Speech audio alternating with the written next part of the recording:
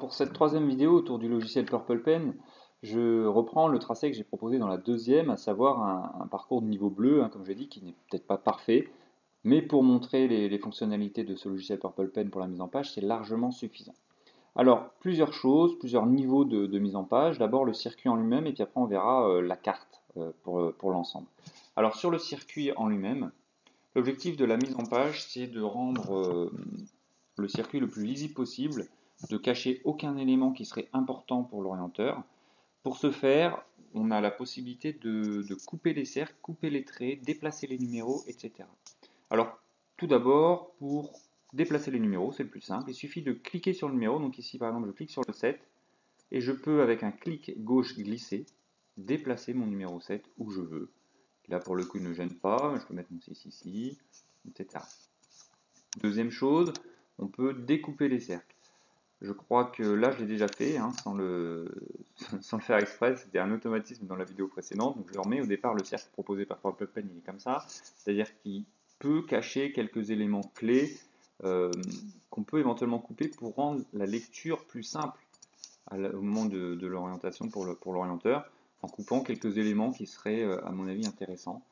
Donc là, j'ai cliqué sur le cercle, puis vous avez pu voir que j'ai cliqué en haut à droite de mon écran sur ajouter un intervalle, j'ai cliqué dessus et ensuite je clique sur le cercle là où je veux le couper. Et ça crée automatiquement un intervalle qu'on peut ajuster ensuite en faisant un clic glisser gauche, en prenant le petit carré bleu, et là je glisse ma souris pour glisser l'ouverture, l'agrandir ou la fermer. On peut faire la même chose sur des traits violets, les sections, hein, les interpostes. Où est-ce qu'il serait intéressant d'en couper? On pourrait dire ici, allez, admettons, là je refais la même chose, je reclique sur ajouter un intervalle, et je clique là où je veux ouvrir mon trait violet, pareil, je peux agrandir ou fermer l'intervalle comme je le souhaite. Donc ça c'est une première chose intéressante. Deuxième chose qui peut aussi être intéressante parfois, c'est de créer un coude au trait violet. Alors là, il n'y a aucun intérêt particulier, mais je vous montre avec insérer un coude. Je clique sur insérer un coude, puis je clique sur mon trait violet, qui du coup est rouge puisque j'ai cliqué dessus. Je l'ajoute, mon coude, et je peux le déplacer où je veux. Donc là, il n'y a pas spécialement d'intérêt, mais parfois, dans certains cas de figure, ça peut être intéressant. Voilà pour cette mise en page, on va dire, du circuit en lui-même. On peut aussi, et ça par contre, ça concernera tous les circuits de votre fichier Purple Pen, vous pouvez modifier tout, les couleurs, la taille des cercles, l'épaisseur des traits, le fait qu'ils soient transparents ou non, etc. Pour ça, vous allez aller dans Courses, personnaliser l'apparence, et là vous pouvez tout faire. Alors, de manière intuitive, il vous a mis normalement, vous avez ça de cliquer, à savoir utiliser les tailles IOF, c'est-à-dire la norme standard. Donc les cercles seront là aux normes, etc. Mais vous pouvez très bien, hein, c'est le cas, là on a dit qu'on est dans un entraînement, on peut très bien dire on va faire des cercles plus gros, des cercles de couleurs différentes, etc. Tout est possible, c'est à vous de voir. Vous pouvez aussi, normalement la norme officielle veut que la taille du cercle est relative à l'échelle du 1/15000, qui est maintenant la norme de référence, enfin l'échelle de référence à la nouvelle norme. Pour autant, on peut très bien décider de faire des cercles de tailles différentes. Vous avez juste, en cliquant sur ça, ça va diminuer la taille de mes cercles, ce qui parfois est intéressant quand on a beaucoup de postes aussi, pas très loin par exemple. Bref, donc vous pouvez tout modifier, hein, ça dépendra de ce que vous voulez faire, bien entendu. Généralement, il vaut mieux, d'ailleurs, là je ne l'ai pas fait tout à fait dans l'ordre le plus logique, il vaut mieux modifier d'abord la taille des cercles et après les découper. Vous avez vu, là mon découpage finalement il n'a servi à rien, il faudrait que je recommence tout. Donc ça c'était important, toujours sur la personnaliser l'apparence. Ce qui est pas mal, c'est de mettre un halo blanc autour des numéros, ce qui permet de les rendre un peu plus visibles. Au-delà de jouer sur la taille, vous pouvez ajouter ce petit halo blanc qui fait ressortir les numéros et qui d'emblée enlève le côté transparent du numéro. Vous voyez là, je trouve qu'ils ressortent mieux. On a oublié deux, trois petites choses aussi. C'est dans Ajouter symbole spécial. Je vais vous montrer deux, trois possibilités par rapport à ça. Mon départ, j'ai envie de le décaler, de mettre ma balise départ là. Pourquoi? Parce que, surtout si on organise une course, à l'entraînement, c'est moins important. C'est important en course de mettre ce petit symbole là, qui est le symbole de prise de carte. Donc ma prise de carte, que je vais mettre justement à la jonction. On va supposer que ma caisse avec ma carte, elle est là. Et puis j'ai un petit trait qui apparaît comme ça. Donc là, pour le coup, c'est une norme qui est assez récente, mais qui est plutôt intéressante parce que sur les courses, la grosse balise de départ, là où il y a le triangle, n'est pas à l'endroit de la prise de carte. Souvent, elle est plus loin. Ici. D'autre part, dans Ajouter symbole spécial, donc vous avez des choses qui vont apparaître pour certains sur tous les circuits, mais là maintenant on peut modifier ça, ou alors seulement sur ce circuit-là, tels que les points de passage obligatoires qui sont finalement comme un poste. Si je veux obligatoirement que mes élèves passent, je sais pas moi, le retour qui se fasse par ici, voilà, je veux obligatoirement qu'ils fassent cette pointe-là, vous pouvez faire ça. Alors, dans les faits, on va faire enfin, en course, quand on met un point de passage obligatoire, il y a quelqu'un qui contrôle. En réalité, je vous conseille plutôt de mettre un poste. Vous voulez que les élèves passent par là, vous mettez un poste, vous êtes sûr qu'ils passent par là. Voilà, sachez juste que ça existe et ça peut parfois être utile quand même de mettre ce symbole. Je le supprime parce qu'il ne me présente pas d'intérêt, j'ai cliqué dessus et j'ai fait suppre. Ensuite, vous pouvez rajouter des zones interdites qui ne seraient pas sur la carte de fond parce que la zone elle est interdite depuis sa réalisation de la carte. Par exemple, il y a une coupe de bois, je ne sais pas, moi ici, hop, ils ont décidé de couper tous les arbres. Et donc c'est une période, quand vous intervenez en CO, où vous savez qu'il y a de grandes chances qu'il y ait des arbres coupés, du débardage, etc. Vous pouvez vous rajouter une zone interdite. Donc ça c'est plutôt intéressant aussi. Ça apparaît sur toutes mes cartes. Vous voyez, elle apparaît aussi sur ma carte to post, sur tous mes circuits.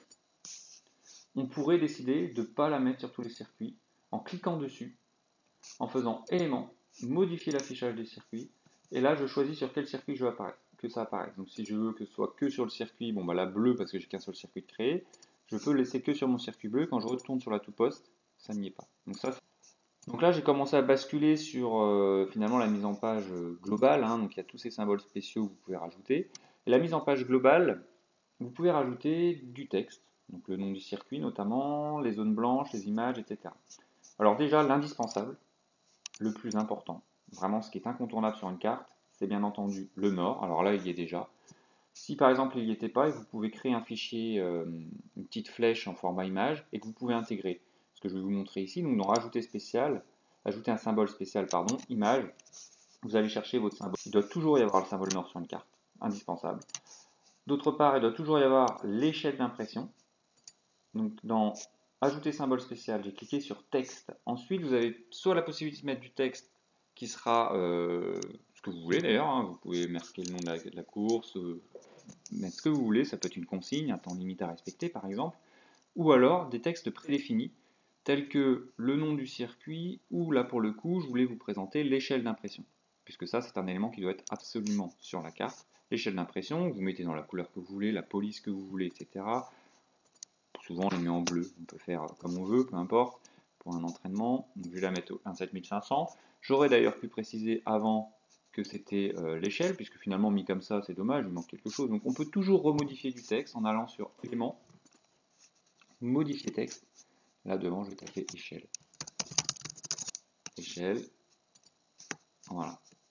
Ensuite, on peut, en faisant un clic glissé, le déplacer, ce texte. On peut l'agrandir, comme c'est assez intuitif, vous l'avez deviné, je pense. Voilà, on pourrait rajouter l'équidistance parce que là, elle apparaît seulement au-dessus. Je ne vais pas vous le faire ici, c'est pas. Je pense que vous avez compris l'idée pour ajouter du texte. Ensuite, on peut ajouter des zones blanches avec plusieurs intérêts. Intérêt, on va dire, de présentation globale. Intérêt peut-être économique, ça sert à rien d'utiliser, d'imprimer, je ne sais pas, la zone verte foncée, là notamment, qui est située sur la carte et qui ne nous intéresse pas du tout. Les élèves vont pas du tout y aller, donc ça sert à rien d'utiliser du vert là. Et ça peut aussi servir pour faire des exercices. Alors pour la mise en page, par exemple, déjà pour la présentation générale, on va par exemple enlever toute la partie nord qui ne nous intéresse pas. En termes de sécurité, j'ai la route qui délimite bien ma partie de travail, donc c'est bon. Du coup, d'ailleurs, mon texte, là, je vais pouvoir le décaler là. Et pour faire un exercice, vous pouvez par exemple faire ce qu'on appelle des corridors avec Purple Pen. Donc là, pour travailler mes sauts de ligne pour des niveaux bleus, ça peut être pas mal de leur imposer certains moments un itinéraire en faisant un corridor. Par exemple, ici, entre 1 et 2, j'ai envie de leur faire un corridor. Hop, donc je fais ma zone centrale, qui du coup va devenir blanche sur ma carte. Donc là, voilà.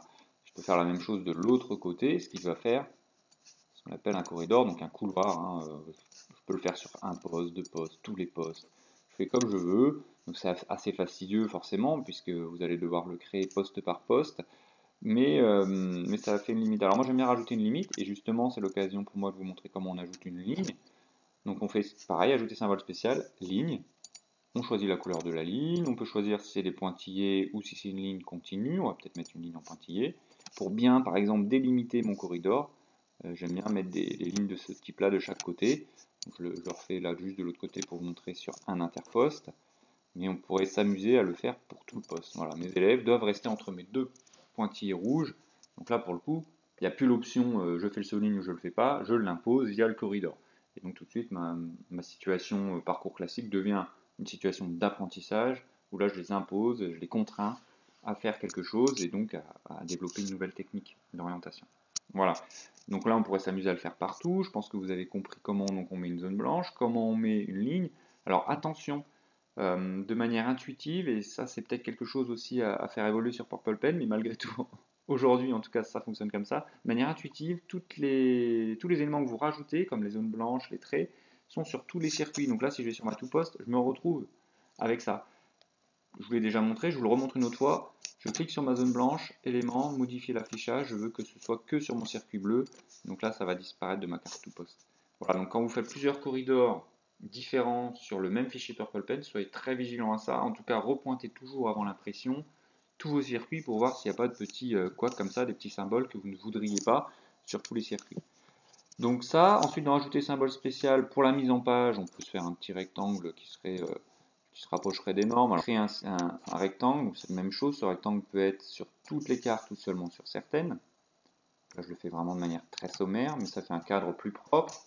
Il faudrait rajouter obligatoirement sur la carte, écoutez bien, parce que là, je vais peut-être pas le faire pour illustrer, ce serait trop long, mais il faut rajouter obligatoirement le nom du circuit, parce qu'au moment où vous allez imprimer vos cartes, c'est toujours plus pratique de savoir à quel circuit ça renvoie.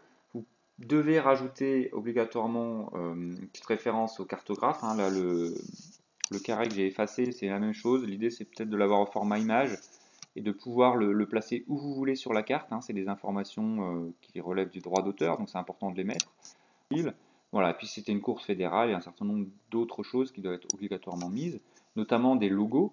On peut mettre des logos en EPS aussi pour décorer des images, voilà, n'importe quel fichier image. Donc là, je vous montre l'exemple, je sais pas, de la ligne Auvergne-Rhône-Alpes. S'ils ont contribué à l'achat de la carte, par exemple, et ben, ça peut être intéressant de les valoriser en laissant leur logo sur vos impressions de cartes. Voilà. Donc l'idée, c'est de finaliser cette mise en page, qu'elle soit le plus propre possible. Dernière chose à vous montrer, c'est comment on met les définitions sur la carte. On peut les mettre sur la carte en ajoutant les définitions ici. Donc les définitions au niveau scolaire, on va surtout utiliser la deuxième colonne, hein, connaître le numéro de la pince ou du boîtier électronique, donc la deuxième colonne des définitions. En fédéral ou en UNSS, à un niveau peut-être lycée, on peut préciser toutes les définitions. Comme je l'avais dit dans la précédente vidéo, on peut préciser les définitions éventuellement en texte, hein, dans circuit propriété. Vous pouvez demander à ce que les définitions soient en texte et symbole, et ça va les générer là automatiquement. Même si à gauche de votre écran, ça reste en symbole uniquement, sur les définitions que vous allez imprimer, ce sera les deux qui seront proposés. Vous pouvez, là aussi en faisant des clics glissés, jouer sur leur dimension, sur leur positionnement. Donc vous pouvez faire ce que vous voulez. Et là, c'est la dernière chose que je voulais justement vous montrer avant de vous laisser. C'était de définir la zone d'impression en allant dans Fichier, définir la zone d'impression, ce circuit. Et là, vous avez un carré rouge qui apparaît.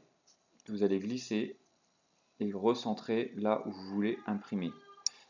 Si ça ne correspond pas à ce que vous voulez, je vous invite à aller voir l'échelle. Finalement, des fois, c'est l'échelle qui n'est pas tout à fait bonne et du coup qui fait que le cadre ne correspond pas à ce que vous voulez imprimer. Voilà, donc vérifiez bien la taille, portrait ou paysage, etc. Terminé. Et là, dans tous les cas, mon circuit, ce sera celui-ci qui sera imprimé. Voilà. Donc vous pouvez imprimer directement via une imprimante ou passer vos circuits en PDF, ce qui peut aussi également être utile. Voilà, j'espère avoir un peu apporté quelques éléments concernant la mise en page, les finitions, qui sont extrêmement importantes et qui vous permettent notamment de faire des situations un peu particulières et qui travaillent spécifiquement certaines thématiques. Voilà, je vous remercie de votre attention. Au revoir.